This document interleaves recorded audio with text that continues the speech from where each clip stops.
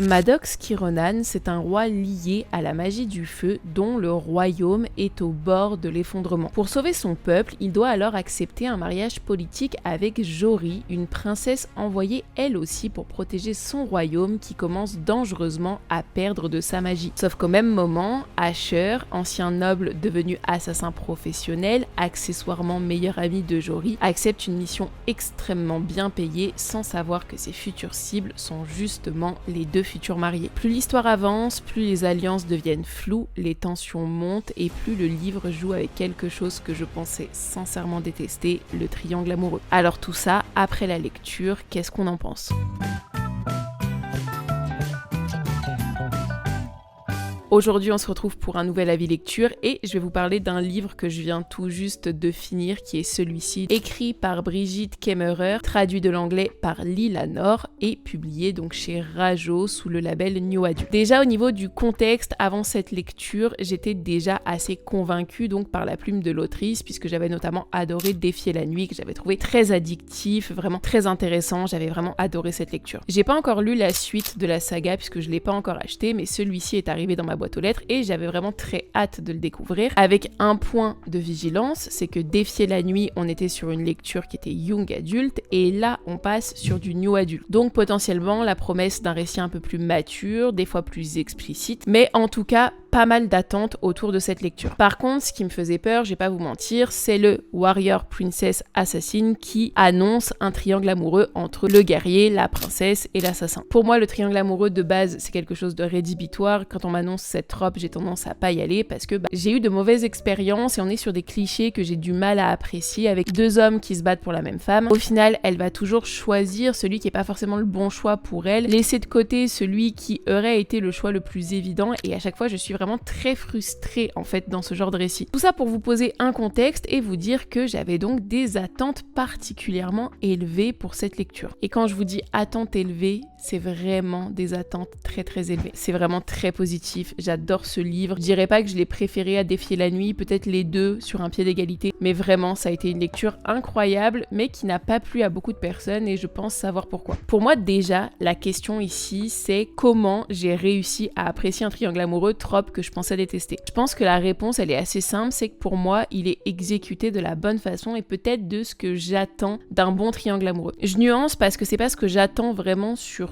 tous ces schémas-là, mais on va dire c'est l'une des pistes que je trouve assez intéressante d'explorer. Peut-être je vais vous spoiler un peu. Je vais pas vous spoiler un truc exceptionnel de l'intrigue, je vais vous spoiler vraiment le schéma qui est employé. Donc si jamais vous voulez aucun spoil, je vous laisse malheureusement quitter cette vidéo ou alors passer un petit peu. En gros, ce qui est intéressant pour moi, c'est qu'ici le triangle amoureux, c'est pas deux personnes qui ont envie d'une troisième personne, c'est trois personnes qui s'intéressent chacune aux autres personnes. Tout le monde est investi en fait dans cette relation-là. Ça fait un peu une sorte de trouble, si on peut dire. Mais donc c'est cet aspect que j'ai trouvé vraiment très intéressant et auquel je m'attendais pas forcément. Pour moi, on sort donc vraiment de cette dynamique que j'apprécie très peu de deux hommes qui vont se battre entre eux pour une femme. Et là, on est vraiment sur deux hommes qui apprécient une femme, mais qui s'apprécient aussi. Tout le monde s'apprécie en fait. Et chaque relation, chaque dynamique en fait apporte vraiment quelque chose au récit. Et je trouvais ça très complet et vraiment très intéressant. Il y a une bonne tension émotionnelle et derrière il y a aussi une tension politique puisqu'il y a quand même des jeux un peu de pouvoir, il y a un fil rouge qui est très intéressant et que j'ai beaucoup aimé suivre et j'ai vraiment hâte de connaître la suite. Pour moi, gros point fort, en fait, le livre, il a clairement joué avec mes attentes et cassé en fait mes attentes. Il y a un autre livre qui m'avait un peu fait adhérer, on va dire, au triangle amoureux, c'est Heartless Hunter, qui est pas du tout sur la même exécution puisque les deux hommes déjà concernés par le triangle sont frères, mais je l'avais trouvé bien exécuté aussi dans la dynamique de deux hommes qui aiment la même femme. À regarder aussi de ce côté-là, si jamais vous voulez explorer un peu le triangle amoureux, mais là aussi j'avais commencé à me dire ok, il y a certaines façons d'aborder ce schéma-là qui peuvent être vraiment très intéressantes et donner des lectures qui sont très addictives. Bref, pour avoir un avis vraiment classique et surtout à chaud, puisque je l'ai fini il y a quelques heures à peine, déjà la plume elle est ultra fluide, c'est hyper agréable, même si le livre est assez épais, ça se lit quand même assez rapidement, j'ai dû le lire en 2-3 jours, avec quand même une nuit blanche ou presque dans ce laps de temps, puisque c'était vraiment très addictif livre très fluide. Il y a ce côté à chaque fin de chapitre, on veut savoir la suite et on se dit ok, encore un chapitre,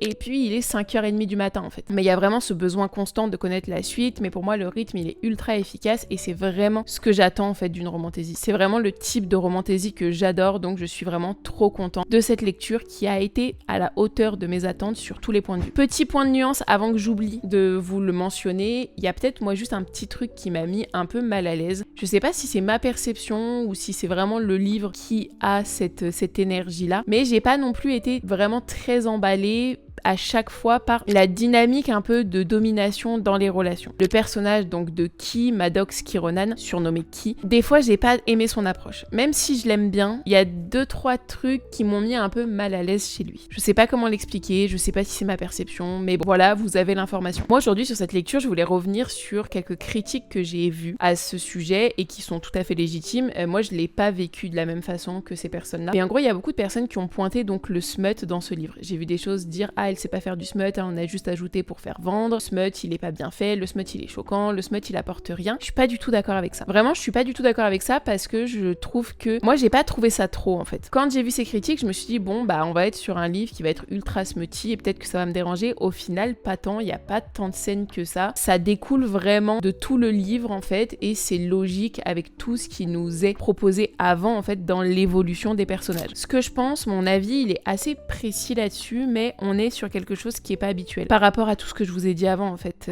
c'est sûr que c'est pas un schéma qu'on voit habituellement en romantaisie, en romance, avec des détails explicites et ça peut choquer, j'en conviens. Pour ma part, j'ai pas trouvé ça choquant. Je trouve que c'est différent et je trouve que justement c'est plutôt positif à mon sens parce que des fois, dans la romantaisie, j'ai l'impression de lire un peu toujours les mêmes scènes, notamment les scènes explicites et là on était sur quelque chose de vraiment différent qui pour moi résonne vraiment avec l'histoire et est cohérent en fait avec ce que le livre nous propose. C'est à peu près tout sur mon avis. Pour moi, ça m'a pas choqué. Donc, il n'y a pas de pratiques, à mon sens, qui sont choquantes. Il n'y a pas trop de scènes de smut. Je sais pas si c'est du spoil de vous dire ça, donc n'hésitez pas à avancer un peu. Il n'y a pas énormément de scènes de smut, bien au contraire. Je l'ai trouvé assez light en la matière en comparaison à d'autres romantaisies. Je pense que c'est vraiment juste la dynamique, en fait, qui choque ou alors qui est pas du tout habituelle. Donc, je comprends que certaines personnes ont pu être heurtées, un peu bousculées, mais pour moi, en tout cas, j'ai pas du tout eu le même ressenti. Donc, en somme, vraiment très très positif cette lecture. J'ai vraiment adoré, très belle réussite et j'ai très hâte de savoir la suite. Je pense que la suite ne va pas sortir tout de suite vu que celui-ci vient de sortir, donc ça va être beaucoup d'attentes. Et pour finir, à qui est-ce que je recommanderais ce livre? Gardez bien en tête qu'on est sur un livre qui s'adresse à des personnes majeures, c'est d'ailleurs précisé par la maison d'édition puisqu'on est sur quelque chose qui est assez explicite, gardez-le bien en tête. Mais tous les amateurs de romantaisie qui ont peut-être un peu l'esprit ouvert sur ce que je vous ai mentionné dans cette vidéo, parce que je sais que certains sont choqués par ça, donc gardez-le en tête. Mais je pense que ça peut être une très très bonne lecture et le reste de l'intrigue est aussi très sympa à découvrir, donc vraiment j'aurais tendance à vous la recommander. Voilà sur tout ce que je voulais vous dire. J'espère que cette vidéo vous aura plu. Si c'est le cas, n'hésitez pas à interagir avec, n'oubliez pas de vous abonner. On se retrouve très vite donc pour d'autres vidéos au sujet des livres. Si jamais vous avez lu celui-ci, n'oubliez pas de me dire ce que vous en avez pensé en commentaire. Je suis très très curieuse d'avoir vos avis.